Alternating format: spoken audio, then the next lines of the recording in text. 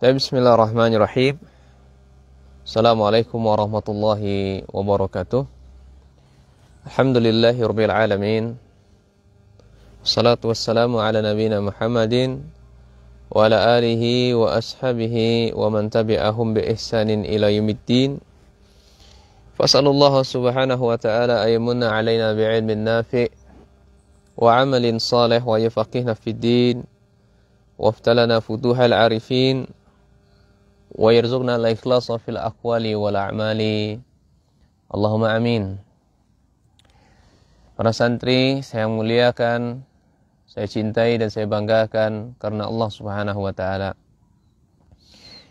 Kemudian kita lanjutkan pelajaran kita. Ini kitab doa yang tak tertolak. Kita masuki bab raf'ul yadain inda du'ai. Ini kita mengangkat tangan ketika berdoa. Jadi judul babnya, adab yang berikutnya adalah mengangkat tangan ketika berdoa. Dan mengusapkannya ke wajah di akhir doa kita. Jadi ada dua sesi di sini. Ya, mengangkat tangan, kemudian setelah itu pembahasan kedua, bagaimana hukumnya mengusapkan ke wajah di akhir doa. Tapi para santri yang saya banggakan di jalan Allah Subhanahu wa taala, mengangkat tangan ini adalah adab. Ya. Minal adabi lidu'a. Ini termasuk adab bagi berdoa. Sebagaimana pertemuan sebelumnya kita sudah singgung. Ya, kita sudah singgung. Demikian pula ketika berdoa mengusapkan ke wajah, itu juga bagian dari adab. Bagian dari adab ketika berdoa. Ya, meskipun dari sebagian saudara-saudara kita, ya, mereka tidak melakukannya. Maksudnya dia berdoa, mengangkat tangan, tapi tidak diusapkan ke wajah. Ini sebagian saudara kita ada melakukan seperti itu. Ya. Ala kulli hal, sekarang kita akan bahas ya dalilnya. Sekarang masuk dalil pertama, hadis ya yang berkaitan dengan mengangkat tangan ketika berdoa. Mana dalilnya? Dalilnya adalah dari sahabat Salman Al-Farisi radhiyallahu an. Ia berkata bahwasanya Nabi sallallahu alaihi wasallam bersabda, "Inna rabbakum hayyun karimun yastahyi min 'abdihi ay yarfa' ilaihi yadayhi fayarudduhuma sifran." Rabb kita, ini Allah Subhanahu wa taala, itu memiliki sifat malu. Memiliki sifat malu. Ya. Dan memiliki sifat mulia. Allah itu malu. Dalam riwayat lain, Allah itu malu kalau seorang hambanya mendatangi sesuatu yang haram. Ya, wa ghairatullah ya'tiyal mu'min fima haramallah. Allah itu malu kalau seorang mukmin melakukan hal-hal yang diharamkan oleh Allah. Kalau dalam hadis ini Allah itu malu. Kapan Allah itu malu? Ketika seorang hambanya mengangkat tangan nih. Angkat tangan, dia berdoa, angkat tangan, kemudian dia tidak dikabulkan doanya. Ya. Jadi dia sudah angkat tangan, fayarudduhuma sifran. Namun ya dia mengembalikannya dalam keadaan kosong. Ini enggak membawa apa-apa begitu. Jadi Allah tuh malu kalau seorang hamba mengangkat tangan namun dia tidak dikabulkan doanya oleh Allah Subhanahu wa taala. Allah akan kabulkan. Allah itu Maha Kaya. Ya, berapapun banyaknya doa kita tidak akan mengurangi pembendaharaan Allah Subhanahu wa taala. Justru Allah itu malu kalau doa hambanya tidak dikabulkan. Ya. Kemudian dalil yang kedua dari sahabat Usama bin Zaid, ya, radhiyallahu an. Ia berkata, qala Usama bin Zaid, kuntu radifan Nabi sallallahu alaihi wasallam bi Arafatin. Ya. Usama bin Zaid mengatakan, saya pernah memboncengi Nabi sallallahu alaihi wasallam di Arafah. Saya pernah memboncengi Nabi sallallahu alaihi wasallam di Arafah. Farafa'a yadayhi, kemudian beliau ini mengangkat kedua tangan beliau. Kapan ini? Yada'u, ketika beliau berdoa. Famalat bihi naqatahu fasaqata khitamuha fatanawala khitama bi ihda yadayhi wa huwa rafi'un yadahu al-ukhra. Ketika Nabi SAW berdoa, kemudian ada sesuatu yang jatuh. Ya. Jatuh itu apa? Ini tali kekang kendaraan beliau. Ini kan beliau kan naik onta tadi ya. Jadi ontanya itu mulai goyang-goyang atau apa gitu ya. Banyak bergerak. Ya. Famalat, malat itu artinya condong begitu. Nah. Ya. Taruhlah ontanya ini goyang-goyang atau bagaimana sehingga membuat tali kekang onta ini jatuh. Lalu beliau sallallahu alaihi wasallam mengambil salah satunya. Menggunakan salah satu tangan beliau, sementara tangannya lainnya dalam keadaan tetap mengangkat tangan. Ya, tetap dalam mengangkat tangan. Hadis ini adalah hadis sahih ya. Yang diriwayatkan oleh Imam Nasa'i dan juga Imam Ahmad bin Hanbal rahimahullah ta'ala. Ini dalil yang kedua, doa itu mengangkat tangan. Nabi SAW sampai-sampai loh. Tetap ya kalau kita Nabi SAW mengangkat mengangkat tangan ya. Tangan sebelahnya tadi dalam keadaan seperti ini. Yang sebelahnya ambil tali onta tadi yang jatuh, tali kekang onta tadi yang jatuh. Masya Allah. Kalau boleh dikiaskan ya, kalau kita berdoa mungkin kita garut-garut mungkin begini kena atau apa gitu. Tapi muskilah insyaallah. Kemudian dalil yang ketiga dari sahabat Abu Musa al-Asy'ari. Ya, da'an Nabi sallallahu alaihi wasallam bima'in fatawadda'a bihi. Nabi SAW meminta air untuk berwudu. Ya. Nabi SAW meminta air untuk berwudu. Summa rafa'a yadayhi, kemudian Nabi SAW setelah selesai dari wudu, karena di situ menggunakan kalimat summa, ada selang waktu di situ, jeda waktu. Setelah selesai beliau berwudu, beliau angkat tangan. Ya, beliau angkat tangan. Kemudian beliau mengatakan, ini berdoa. Ya, Allahumma fir li Ubaidin Abi Amir. Ini doa beliau, bukan doa wudu ya. Dia mendoakan sahabat lain. Allahumma ighfir, ya Allah, ampunilah sahabat Ubaid bin Amir. Ya. Wa ra'aitu bayada ibtaih. Dan saya, kata sahabat Abu Musa, saya melihat ya ketika Nabi SAW mengangkat ke tangan beliau, ya ketiak beliau itu berwarna putih, ya, beruban gitu nah. Maka faqala Allahumma ja'alhu yaumal qiyamah fawqa katsir min khalqika minan nas. Ya Allah, jadikanlah ia pada hari kiamat di atas kebanyakan manusia dari makhlukmu. Hadis ini riwayat Bukhari ya, nomor hadis 6383. Ini hadis-hadis ya yang berbicara tentang mengangkat kedua tangan. Baik, sekarang kita akan berbicara pula hadis-hadis yang tidak mengangkat tangan. Jadi ada di suatu sisi atau dalam satu keadaan, terkadang Nabi berdoa angkat tangan, terkadang tidak. Nah, begitu. Ini kabar, berita dari Nabi. Terkadang beliau berdoa angkat tangan dan terkadang tidak. Maka kita ngambil faedah di sini, tidak setiap doa enggak harus kita angkat tangan. Ya, contohnya ketika berwudu, ketika mau hubungan badan, ketika mau makan, ya ketika apalagi mau perjalanan safar, ya ada doa di situ, enggak mesti harus mengangkat tangan. Ya. Ini praktek dari Nabi. Terkadang beliau angkat tangan dan terkadang tidak.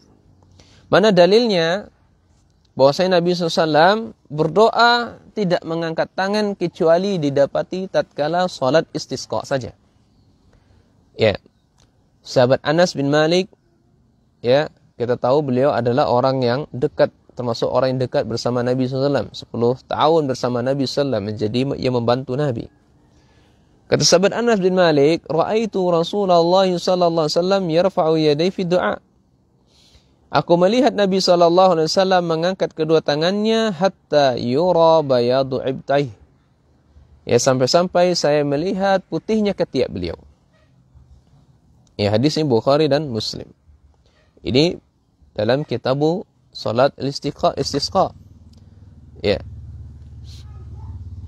Kemudian dari dalil yang kedua dari sahabat Anas bin Malik.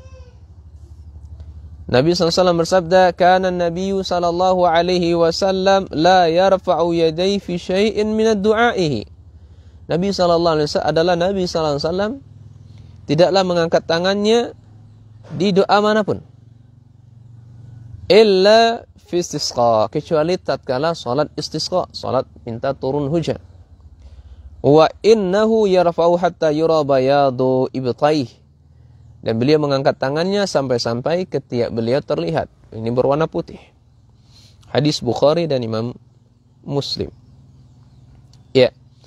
Masyarul muslimin, para santri yang saya muliakan, saya banggakan ya Allah SWT. Maka jelas secara zahir, dua dalil di atas, atau dalil yang pertama dan yang kedua, ini menggambarkan bahwasanya Nabi SAW beliau berdoa mengangkat tangannya ketika sholat istisqa. Adapun yang lain tidak. Maka berdasarkan dalil-dalil ini khusus sekalian, disinilah letak terjadinya perselisihan para ulama, ya, mengenai mengangkat tangan ketika berdoa. Ada yang mengatakan tidak perlu, ada yang mengatakan perlu karena ini adab dan lebih afdal. Ya. Yang jelas perkara ini perkara yang luas. Enggak usah keras-keras. Silakan, Masya Allah ya, kalau kita berdoa kepada Allah, angkat tangan. Sebagaimana terkadang Nabi SAW praktekkan. Ada contoh Nabi, contoh kita kan ada Nabi SAW. Dicontohkan, terkadang beliau berdoa angkat tangan, terkadang tidak. Lihat situasi dan kondisi. Kalau memungkinkan atau memang sangat perlu untuk angkat tangan. Karena lebih mungkin kan doa kita lebih diijabah oleh Allah Subhanahu wa taala. Ini bab adab saja. Ya, bab min babil adab ya ila Allah Subhanahu wa taala. Baik.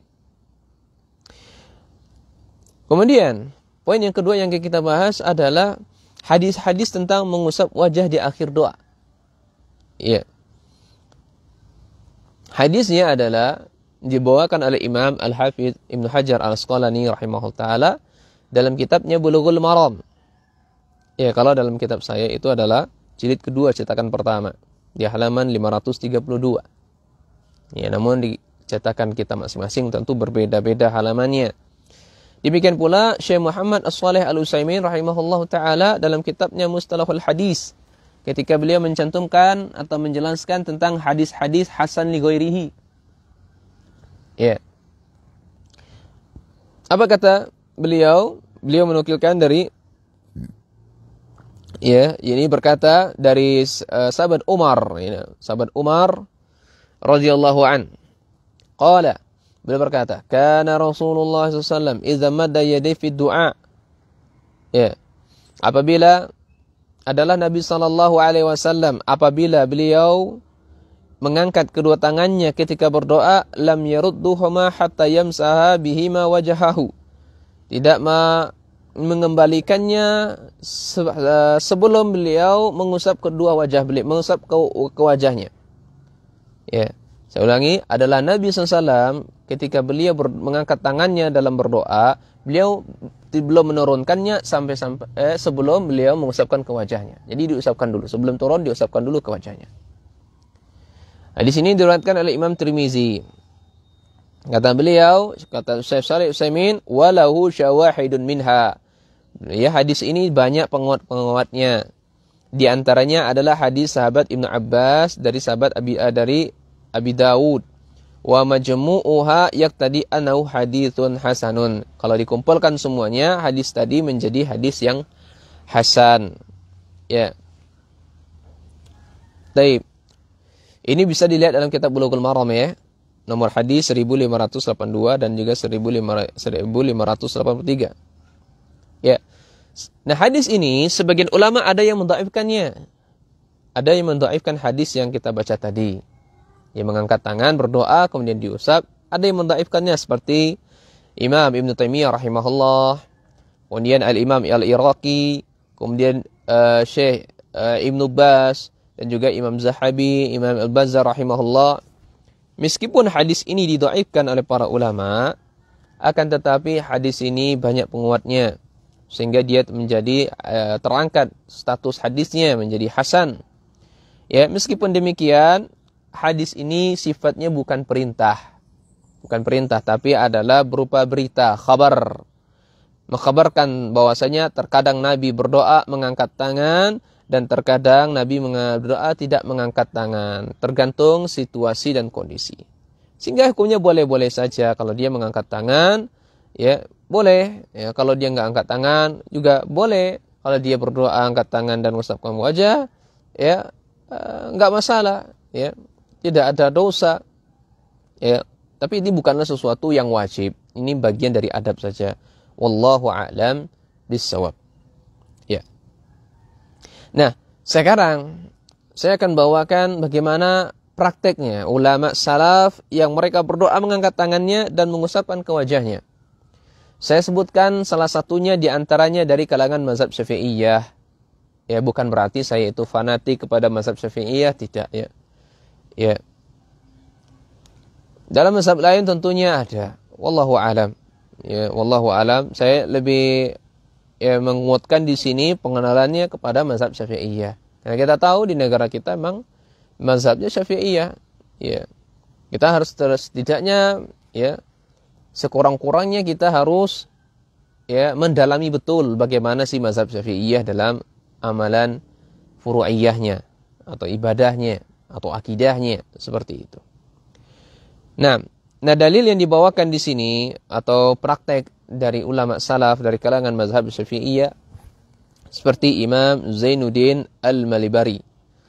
Ya, beliau berkata dalam kitabnya Fathul Mu'in fi syarhi Qurrati Aini ya bi Muhammadiddin, kata beliau. Ya. Warf'ul yadain tahirataini hazu mankibaih. Mengangkat tangan ketika berdoa itu ya hendaknya tahiratain. Ya, dalam keadaan suci. Ya. Hadwa mankibai, ini sejajar dengan bahu, kata beliau. Jadi berdoa hendaknya mengangkat tangan dalam keadaan suci sejajar dengan bahu. Ya, sejajar dengan bahu. Wamsahu wajhi bihima ba'dahu. Kemudian ya, dan mengusapkan wajahnya ke tangannya ke wajahnya setelah tadi ya, setelah bihima ba'dahu. Ini wamsahu wajhi bihima ba'dahu. Ini mengusapkan wajahnya ya, jadi tangan tadi, kedua tangan tadi setelah berdoa ke wajahnya. Wastiqbalu qiblah, dan menghadap ke kiblat. Ya, halat zikri au du'ai. Jadi menghadap kiblat ini dalam kondisi berzikir atau berdoa, ini kata beliau. Zikir, doa hendaknya dia ya disukai baginya untuk menghadap kiblat. In kana munfaridan au ma'muman, baik dia seorang yang ya salat sendirian atau menjadi seorang makmum. Kemudian Imam Nawawi rahimahullahu taala dalam kitabnya Al-Azkar, Imam Nawawi rahimahullahu taala dalam kitab Al-Azkar, beliau membuat judul bab Raf'u yadain fi du'ai summa masaha wajhi bihima. Bab mengangkat kedua tangan ketika berdoa dan kemudian mengusapkannya ke wajah. Ya. Dalam kitab Al-Majmu' Syarh Muhazzab beliau juga berkata seperti itu. Saya nukilkan kitab aslinya. Kata beliau, wa min adabid du'ai, termasuk adab dalam berdoa, kaunu fil awqati wal amakin, hendaknya pada waktu-waktu dan tempat-tempat dan keadaan-keadaan yang syarifah, keadaan-keadaan yang mulia. Wastiqbalul qiblah, dan menghadap kiblat. Wa raf'al yadain, mengangkat tangan. Wamsahu wajhihi, dan mengusapkan ke wajahnya. Ba'da faraghihi, apabila sudah selesai dari doanya. Wa khaftus sauti bainal jahri wal mukhafatihi, dan ketika berdoa itu suaranya pelan-pelan. Masya Allah, ini Imam Nawawi ya, enggak teriak-teriak. Jadi pelan-pelan saja doanya, antara keras dan berbisik begitu ya. Ya. Ini lebih ikhlas kita berdoa kalau suaranya pelan. Ketika suaranya kencang-kencang, zikirnya kencang-kencang, kita kan tidak tahu. Ada orang yang sholatnya mesbuk misalnya. Maka itu akan membuat dia terganggu konsentrasi. Padahal dituntut kita sholat itu adalah ya kekhusyuan. Bahkan dalam sebuah riwayat, ya, ketika seseorang itu membaca Al-Quran, ada orang yang sholat di sampingnya, maka baca Al-Qurannya pelan saja. Ya, agar tidak mengganggu orang yang sholat. Itu baca Al-Quran loh, Masya Allah ya. Baca Al-Quran seperti itu. Baik. Nah, para santri yang saya banggakan, saya muliakan ya Allah Subhanahu wa taala. Syekh Ibnu Baz rahimahullah taala pernah ditanya. Ya. Syekh Ibnu Baz rahimahullah taala, beliau pernah ditanya,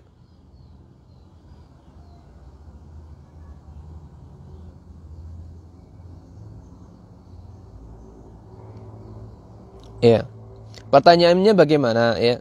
Pertanyaannya adalah, saya mendengar bahwasanya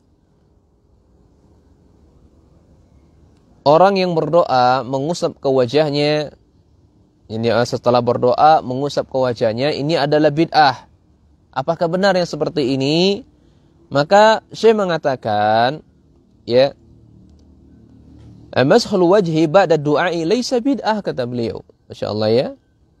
Jadi ini jangan serampangan ya. Ya kita nggak ngerti ya. Ya, ini terlalu semangat ya, baru ngaji, baru tahu alif bata. Ketika melihat seseorang berdoa kemudian mengusapkan ke wajahnya, langsung vonis, oh fulan ini pelaku bid'ah. Karena Nabi SAW tidak mencontohkannya. Wah Allah ya. Ini baru tingkat pertama belajar seperti itu. Maka dijawab oleh Syekh Ibnu Baz rahimahullah ta'ala. Seseorang mengusapkan wajahnya setelah berdoa, ini bukanlah bid'ah. Akan tetapi ini meninggalkan sesuatu yang utama, kata beliau. Karena hadis yang berbicara mengusapkan ke wajah itu memang hadisnya dhaif. Sebagaimana tadi kita sudah jelaskan. Namun mayoritas dari para ulama menganggapnya ini adalah hasan li ghairihi. Ya, hasan li ghairi, karena memiliki penguat-penguat. Ya, sebagaimana disebutkan oleh Imam Hafidz Ibnu Hajar Al-Asqalani dalam kitabnya Bulughul Maram. Di akhir-akhir kitab Bulughul Maram. Ya, demikian pula ulama yang lainnya menyebutkan seperti itu. Ya. Jadi saya beranggap mengusapkan tangan ke wajah setelah berdoa ini bagus insyaallah, tidak mengapa ya. Tidak mengapa dan tidak ada dosa. Ya, dan hadis-hadis sahih tentang wal ahadits as-sahihah laisa fiha mashul wajhi ba'da du'a. Ya, hadis-hadis sahih tentang mengusap wajah itu setelah berdoa itu tidak ada. Hadis sahih mengusap wajah ya ketika berdoa itu memang tidak ada. Enggak ada hadis sahih ya. Ya. Adapun hadis-hadis yang kita ketahui dari hadis sahihain atau salah satu dari antara mereka hadis-hadis sahih ya,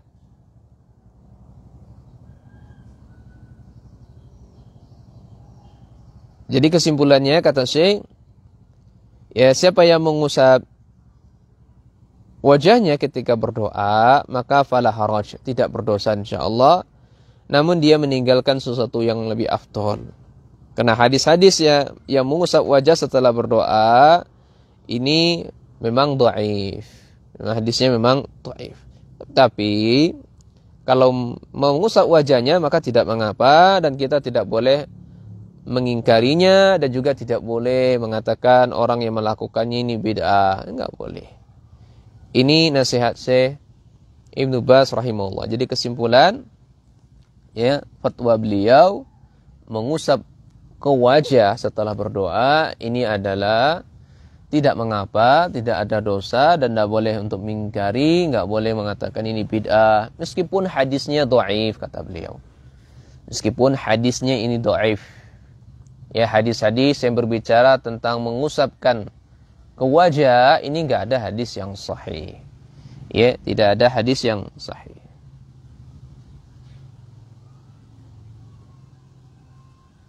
Yang kami ketahui dari hadis Bukhari dan Muslim atau salah satu di antara mereka hadis sahih yaitu tentang bukan tentang mengusap ke wajahnya. Hanya saja hadis sahih tentang anjuran untuk berdoa. Nah, baik sampai di sini saja para santri yang saya muliakan, saya banggakan, saya cintai Allah Subhanahu wa taala. Silakan diambil hikmahnya, diambil faedahnya, diberikan resume, ringkasan. Nanti insyaallah akan saya koreksi di kemudian hari insyaallah. Barakallahu fikum wa yakumullah. Subhanakallah wa bihamdika asyhadu an la ilaha illa anta astaghfiruka wa atubu ilaih. Assalamualaikum warahmatullahi wabarakatuh.